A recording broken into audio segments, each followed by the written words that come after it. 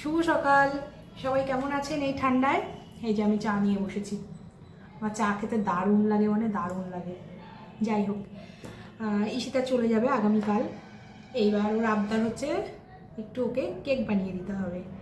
সারাদিন আমি ইচ্ছে করে আর কোনো ব্লগ করিনি, একটু নড়বড়ে ছিলাম। যাই হোক, এদিক ওদিক করে এবার চা খাবো। খেয়ে কেকের জন্য সুজি ভিজিয়ে রেখেছি একটু দুধে। আর দেখি কতটুকু পারি ওকে করে দিতে। একদম ঘরে থাকা উপকরণ দিয়েই করব, বাইরে থেকে কিচ্ছু আনিনি, মানে কিচ্ছু আনিনি। তবে ইচ্ছা আছে একটু নতুন গুড় দেবো, কারণ আমাদের গুড়টা ভীষণই ভালো। কোথা থেকে এনেছে আমি জানি না, উনি এনেছেন।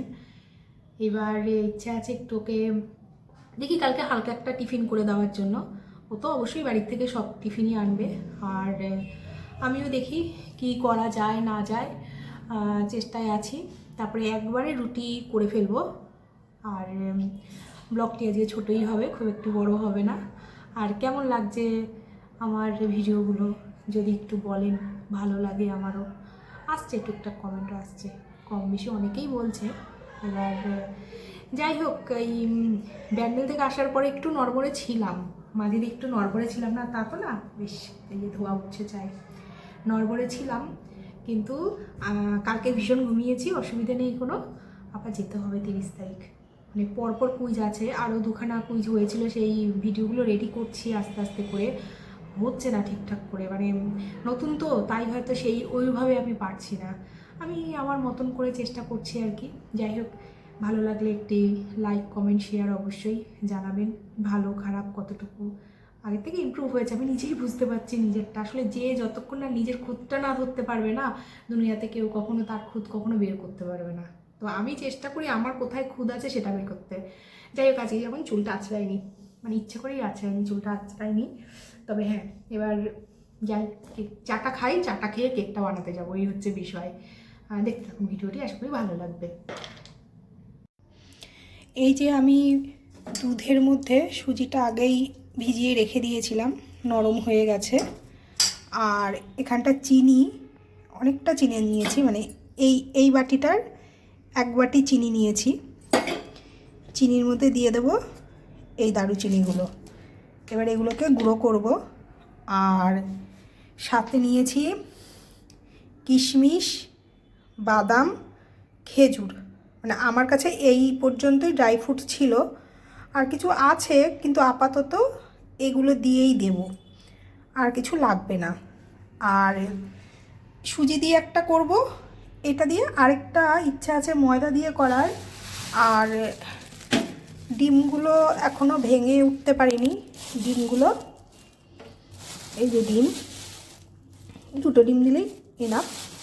সামান্য একটু ঘি এনেছি, আর একটু তেল দেব, সাদা তেল। আর দেখি আর কি লাগছে, তারপর দিচ্ছি। আর আমি এটুকুনি পুরোটুকুই প্রেশারে করব, ওভেনে করব না, প্রেশার কুকারে দেবো, মানে মাইক্রোওয়েভে করব না। চলো দেখি এবার কতদূর করতে পারি। সুজি তো আমি দুধে ভিজিয়ে রেখে দিয়েছিলাম, কম করে 30 থেকে 40 মিনিট হয়েই গেছে। আর চিনিটাকেও গুঁড়ো করে রেখে দিয়েছি, এই বাটিটার মাপ করেই নিয়েছি সবটুকুই। আগামী তো ময়দাও আসছে। আর 2টো ডিম ভেঙে রেখে দিয়েছি, কিছুটা ড্রাই ফ্রুট আছে। আর বাটি একটা আছে, সেই বাটিটাকেও রেডি করে নিয়েছি। সুজিটাকে আবার নতুন করে পেস্ট করব। আর এই প্রেশার কুকারটা আমার অনেক পুরনো, আজকের না, মানে আমার বিয়ে যতদিন হয়েছে। আর প্রেশার কুকারটাকেও গরম করতে বসিয়েছি। আর কিছুটা লেবুর রস লাগবে, কারণ ভিনিগার নেই আমার কাছে এই মুহূর্তে। আর লেবুর রস নেব। আর চিনিটা দেখেছেন কতটুকু বেড়েছে। আর এটা হচ্ছে ময়দা, বললাম না, এই সুজির পরে একটু ময়দারও করব। স্বস্তিক ময়দার ভীষণ ভালো খায়, আর ঈশিতা আবার সুজিরও ভীষণ ভালো খায়। যাই হোক, এইবার যাব। আর ও হ্যাঁ, এই বাটিটাকে সুন্দর করে আগে ঘি মাখিয়ে তারপর একটু ময়দা দিয়ে রেখেছি, যেন সুন্দর করে কেকটা পরে উঠে যায় ঠান্ডা হলেই।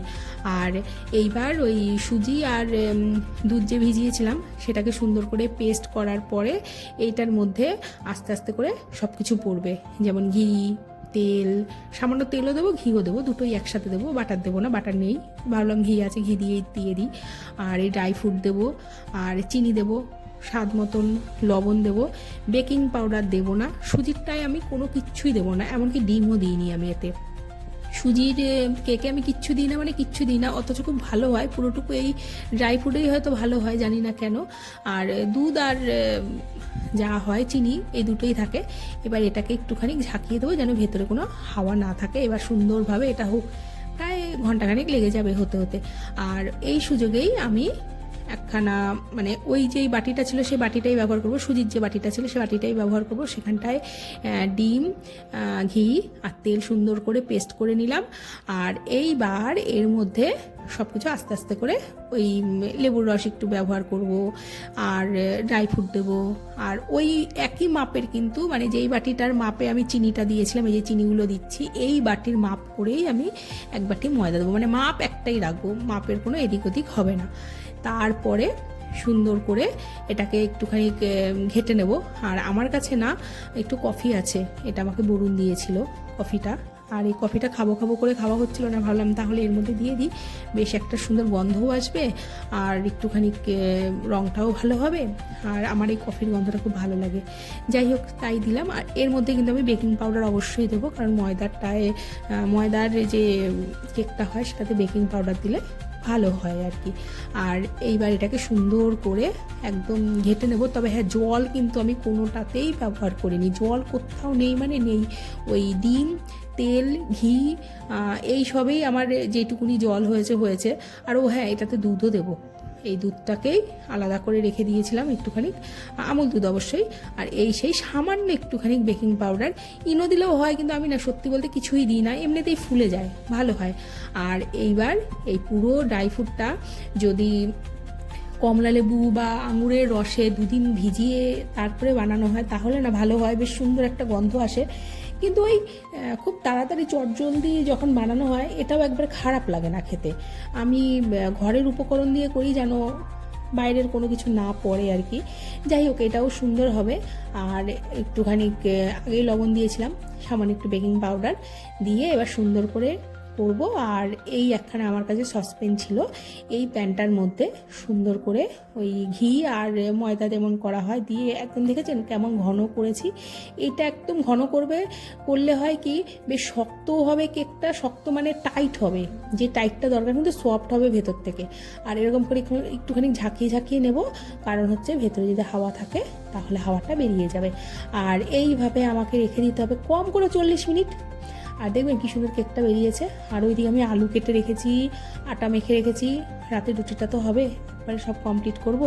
তার জন্য দেখেছেন কি সুন্দর হয়েছে, নিচে অর্ধেক ড্রাই ফ্রুট চলে গেছে, ওপরে বাদামগুলো ভেসে উঠেছে, মাঝখানটা একটু ফাঁকা আছে, এই টেস্টটাই আমার ভালো লাগে।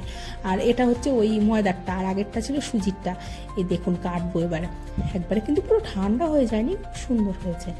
আর এবার কাটলে এই দেখুন কি সুন্দর হয়েছে দেখতে। এটা একটু হালকা নিচে পোড়া করেছে, কারণ এই পোড়া শক্ত জিনিসটাও আবার ভালো লাগে নিচের দিকটায়, একবারে নরম সফট হবে না জিনিসটা, কিন্তু খেতে খুব অন্যরকম হয়, মানে বেকারি টাইপ যেটা হয়, প্লাম কেক যেটা বলা হয় সেটা আর কি। আর এই যে আমি কেটে দেখিয়ে দিচ্ছি, দেখুন একবার, আশা করি বুঝে গেছেন কেমন হতে পারে জিনিসটা। যাই হোক, কেকটা তৈরি হয়ে গেছে, এবার যাই রুটি নামাই, কারণ যাই হোক আমার কেক তো হয়ে গেছে, এবার রুটি করতে চলে আসলাম। ওইদিকে আলু ভাজা হয়ে গেছে, আর এই রুটিগুলো আস্তে আস্তে করে সব ধীরে সুস্থে করে ফুলুক। রুটি না ফুললে না আমার ঠিক সেই রাতটা ভালো করে ঘুম হয় না, যে কেন ফুললো না। যাই হোক, আমার রুটিগুলো ফুলছে আস্তে ধীরে। আর এবার ওদেরকে খেতে দেওয়ার পালা। আর ওর বাবা অবশ্যই রুটি দিয়ে আলু ভাজা মোটেও খাবে না, আমি খাবো যদিও। ছেলে আবার আলু ভাজা দিয়ে রুটি ভীষণ পছন্দ করে। আর এবার কেকগুলো না ওখানটা সুন্দর করে কেটে নিয়েছিলাম দুভাগেই, সুজিরও ময়দারও। আর ওর বাবাকে একটা করে দেবো, আশা করি খাবে। এখন গরম গরম কেক খেতে একটু টেস্টি লাগবে, একটু অন্যরকম লাগে গরম কেকগুলো খেতে। ঠান্ডা কেক তো অবশ্যই ভালোই লাগে, বাসি জিনিস তো মানে ভালোই হয়। আর এবার ওর বাবাকে খেতে দেবো। আর এই ছেলে তো কী খাবে আমি জানি না, ও আজকে কেক খেয়েই পেট ভরিয়ে দেবে। আর এবার খেতে বসলাম। যাই হোক, ভিডিওটি কেমন লাগলো জানাবেন, যদি ভালো লাগে লাইক কমেন্ট শেয়ার করবেন, ভালো লাগলে অবশ্যই লাইক করবেন। আর দেখা হবে নতুন আরেকটি ভিডিওতে। সবাই ভালো থাকবেন, সুস্থ থাকবেন, সাবধানে থাকবেন। দেখা হচ্ছে নতুন আরেকটি ভিডিওতে। ততক্ষণে আজকের মতো এখানটাই, শুভরাত্রি।